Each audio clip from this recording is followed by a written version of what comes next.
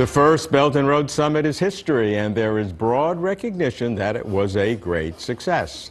To ameliorate endemic problems of the developing world, China's President Xi Jinping combined the grand vision of what he called the project of the century with bold, specific commitments of resources and financing.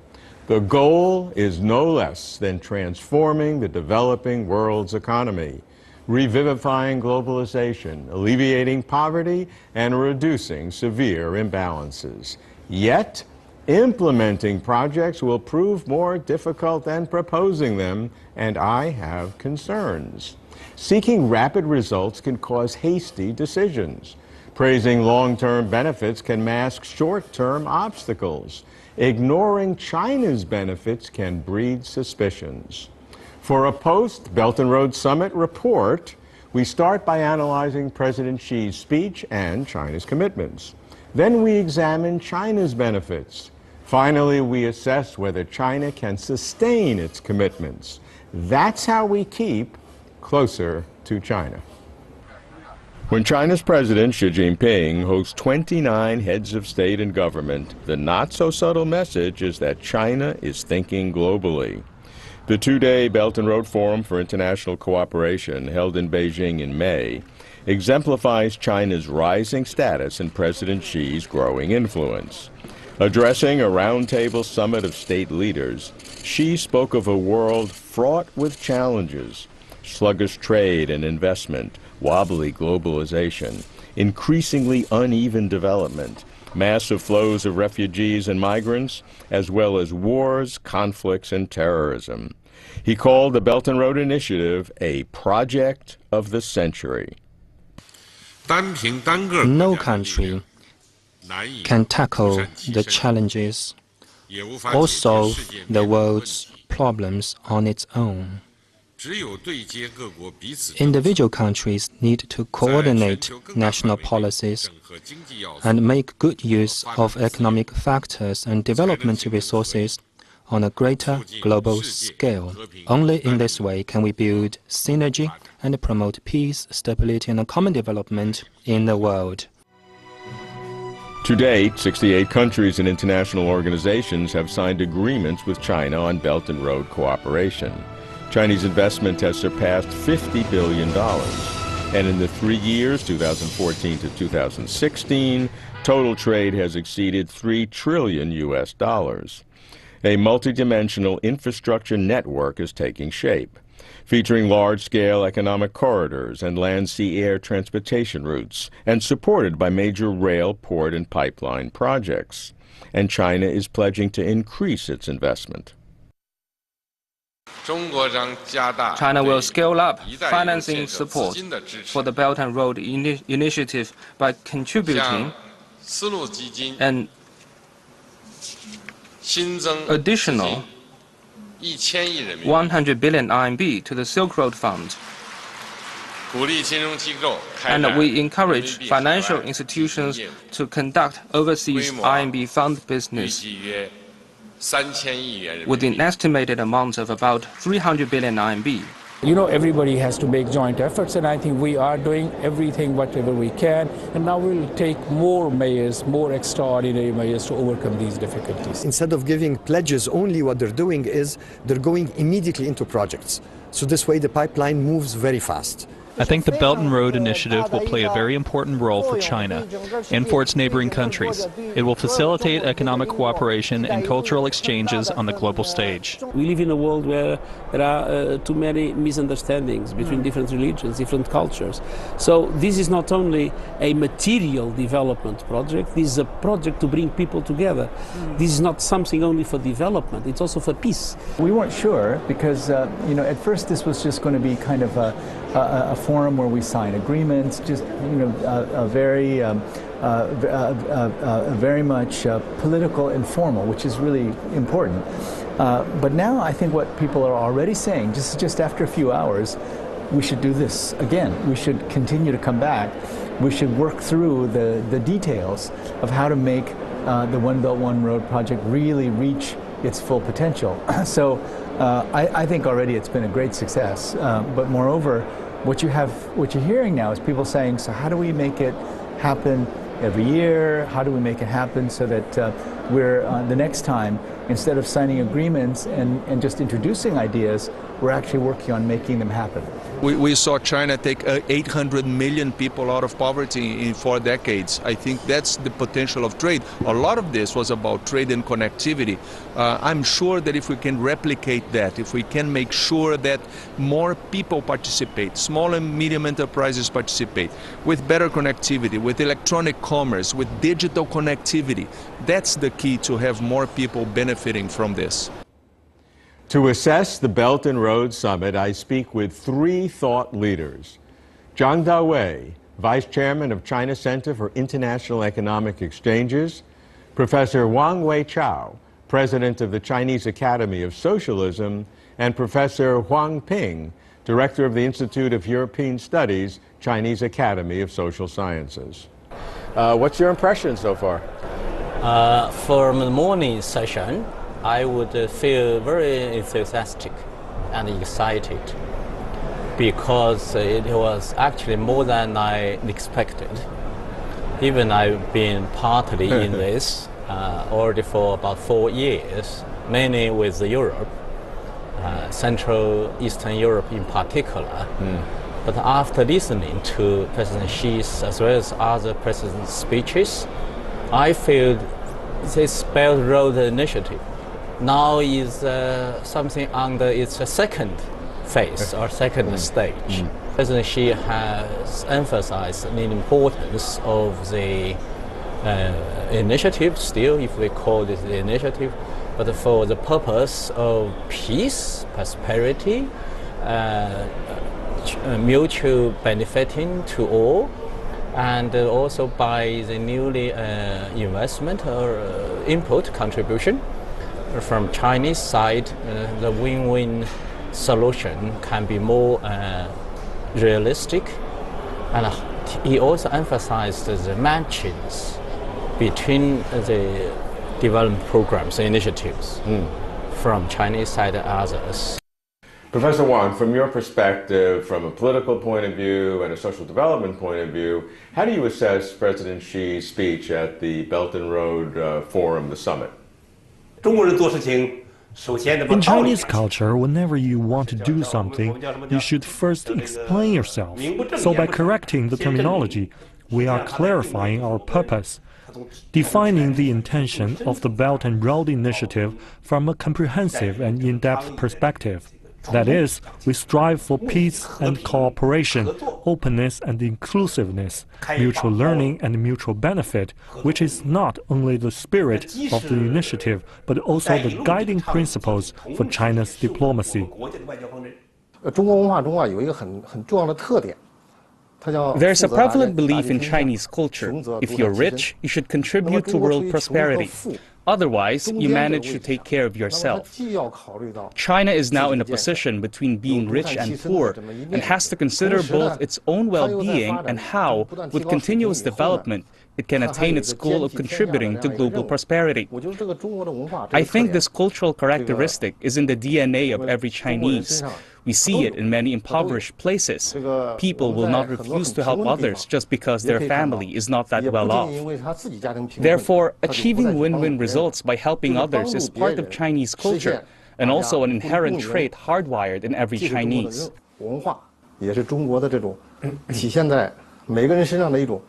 内在的一种精神。从去年下半年以来，这个整个国际局势啊。Since the latter half of last year, the international community has witnessed a lot of uncertainties, especially with Brexit and the governing philosophy of Donald Trump that advocate anti-globalization, trade protectionism, and only caring about their own interests. 在这样一个大背景下， Against this backdrop, China, as the largest developing country and the country enjoying fastest growth, became quite influential, as it has the second largest economy in the world. If we follow Donald Trump and only care about our own interests by advocating individualism, trade protectionism, and going against globalization, then the whole world will disintegrate. I think at this point it's highly relevant for the Chinese people and the government to take on the burden and declare to the world that we are sticking with the economic globalization, safeguarding trade globalization, and preventing the world from spinning away from the right track. That is why it matters.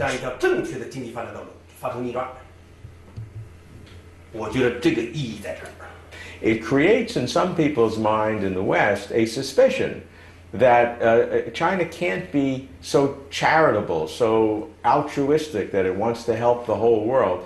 China must be benefiting in some way, and if they're not telling me how they're benefiting, then it may be the benefit is in very subtle ways, which makes me nervous, political or military or some other kind of way. So I like to expose this and talk about very openly how China benefits from the Belt and Road Initiative. What are the benefits to China? President Xi talks about win-win. Well, win-win means China wins too. And that makes it sustainable. So from your analysis, from the Belt and Road Initiative, how does China benefit? How does China win from that? If we look at our neighboring countries, especially countries in East Asia, Southeast Asia, and even Eastern Europe, they are all 10 or 20 years, even 30 years behind China in terms of development. For example, I went to Kyrgyzstan and Kazakhstan the year before. The high infrastructure construction capacity in China is just what they need. So through the Belt and Road Initiative, we are creating a circular economy where resources, manpower, finance, and commodities can be allocated globally for win-win results. In this way, we can help others meet their demands while generating income. This is how the economy gets revitalized. The guiding principle for the Belt and Road Initiative is mutual benefit for win-win and all-win results. For example, let's look at the commodity and the industrial development. We can enhance commodity exchanges with countries along the Belt and Road and speed up the trade flow to open up a market for all. Now the railway from China to Eastern Europe is already in use, and those extending to Southern and Western Europe will follow. In this way, trade flow between countries will occur more often and get upgraded to a new level. China's market gets expanded, and so do theirs. China is not doing charity in promoting trade flow and industrial complementation. Goods and services are not offered for free. We ask for returns in accordance with the market principle based on the law of value. Everything is for mutual benefit. Look at the train carrying Chinese commodities to Central and even Western Europe. They don't come back empty. They carry goods from those countries as well. The law of value is followed to give us mutual benefits.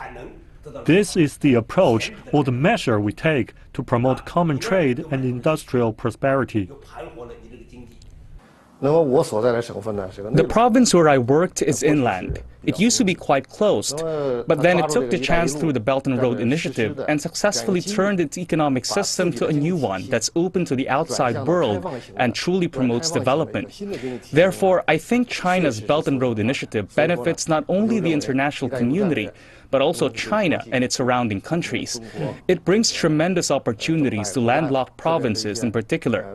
As long as we take the opportunity, the chances are great for boosting economic growth, development, and prosperity.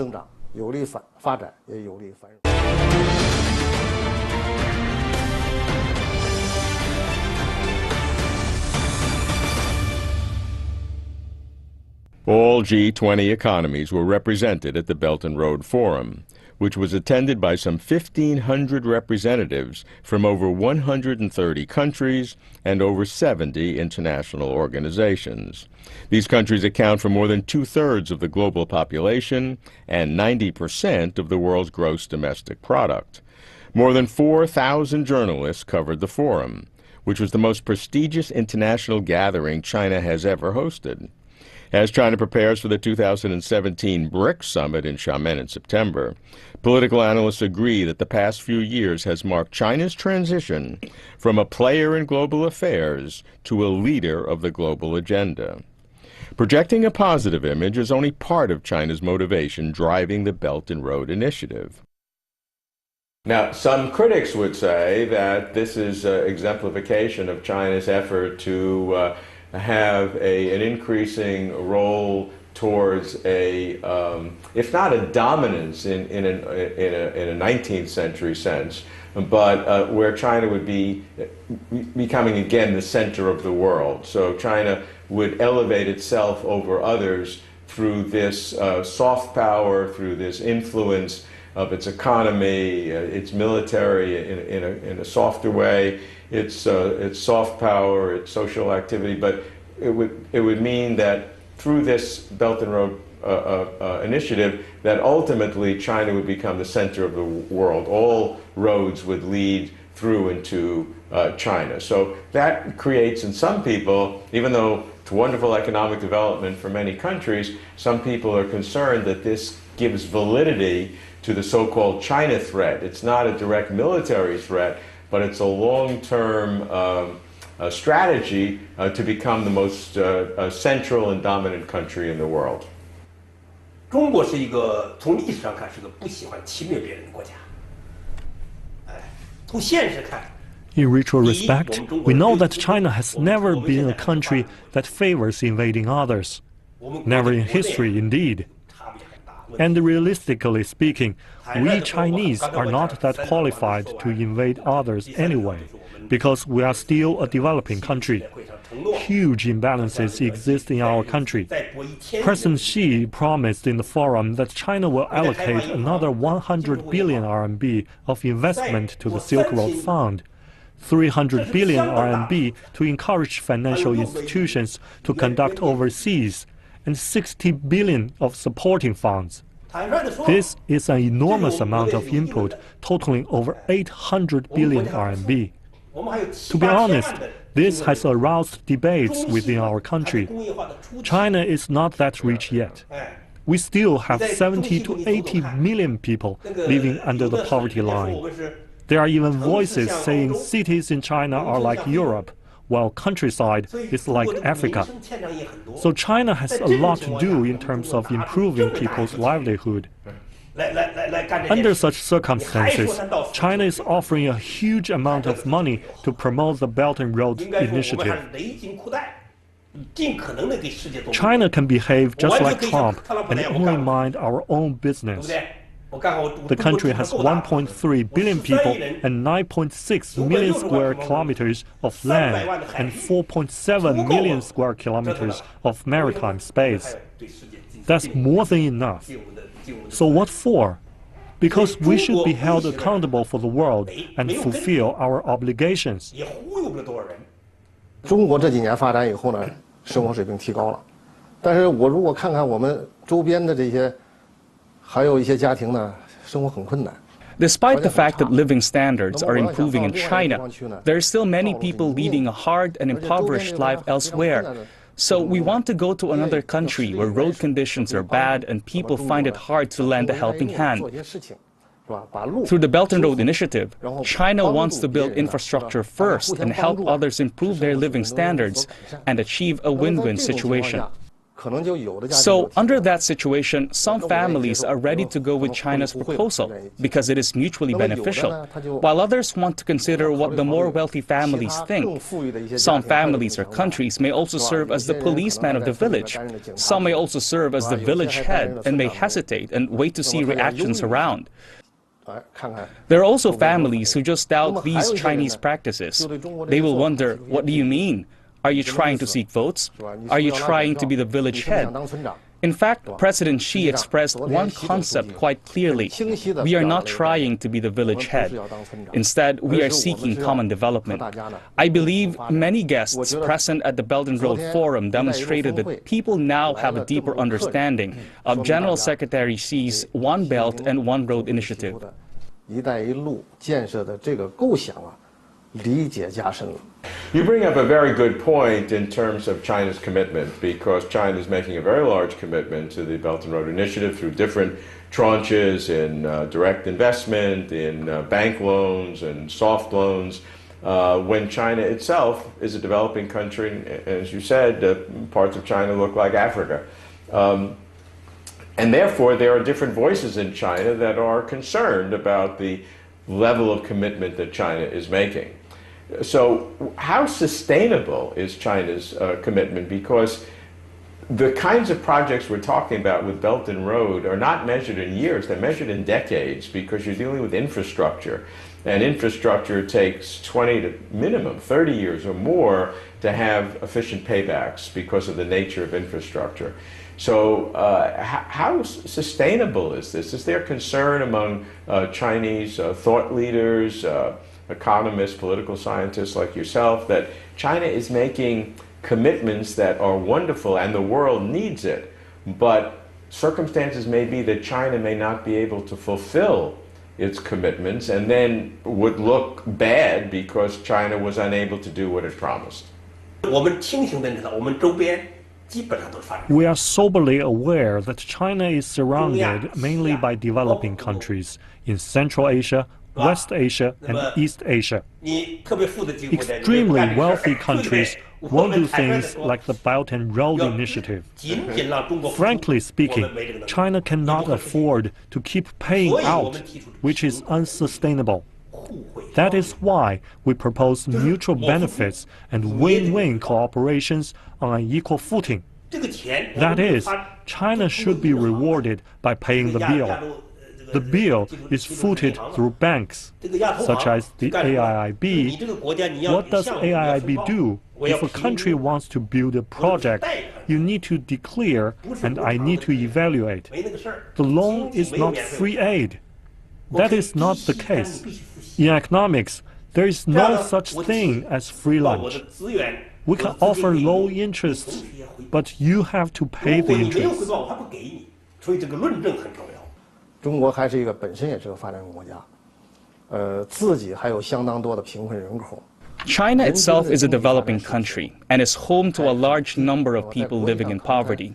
Per capita GDP is rather low. Globally, China ranks around 80 in terms of economic development. We still have a long way to go. We have confidence to embark on a better road and spare no efforts to go quicker.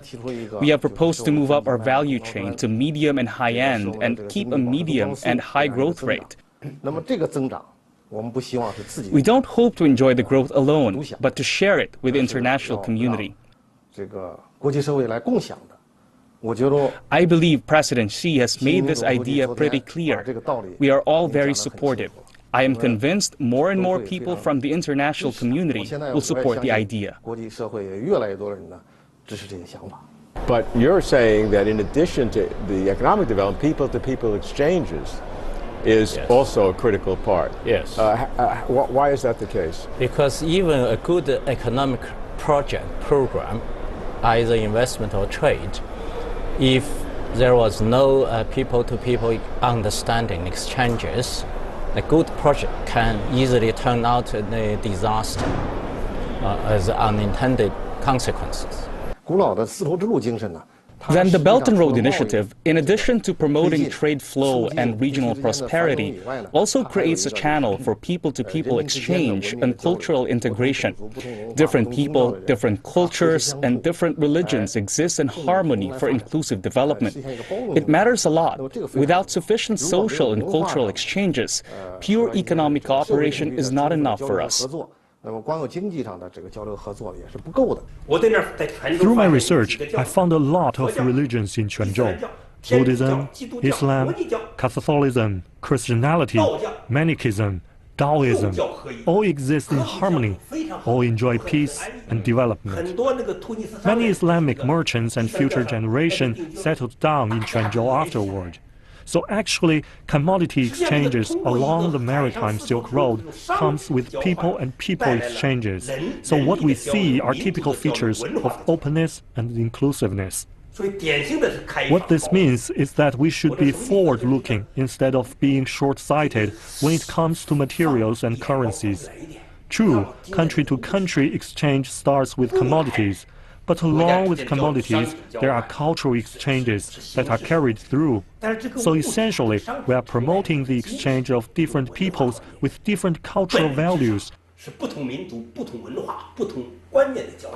What are some examples of people-to-people exchanges in science, arts, public diplomacy, education, media, younger generations, exchange students, exchanges, students as well as even workers who do the constructions, infrastructures are also part of these people-to-people exchanges. So not only sort of narrowly cultural activities. Okay, well, this is a very interesting point, because normally we think of people's exchanges as art troops going back and forth, and that's good, but you're saying it's more than that. In many countries, Chinese workers, there have been problems with local workers. Right.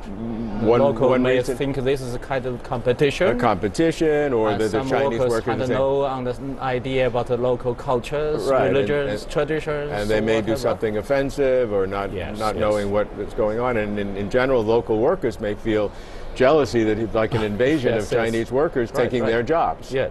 So we have workers for those programs, projects. We have tourists, and increasingly more and more Chinese tourists everywhere. We have students, of course. President Xi's Belt and Road Initiative is crucial for the developing world's economy and thus vital for the peace and prosperity of the entire world. That's why I focus on its challenges, obstacles, possible pitfalls. Only by anticipating problems can success be optimized. One concern is that officials may be over-anxious to show results too quickly. Long-run success depends on planning, structuring, and operating projects properly, with highest standards of analysis, monitoring, and controls. Considering the instability of many Belt and Road countries, how will China react if its assets and workers are threatened? There's also the danger of high expectations, such that countries whose wish list is not fulfilled will be disappointed and may blame China. Think tanks must think boldly, anticipate challenges, obstacles, and pitfalls, and plan for contingencies, diverse scenarios, and unpleasant surprises. Our next benchmark comes in 2 years. President Xi announced that the next Belt and Road Summit will be held in 2019. We'll be there, keeping closer to China.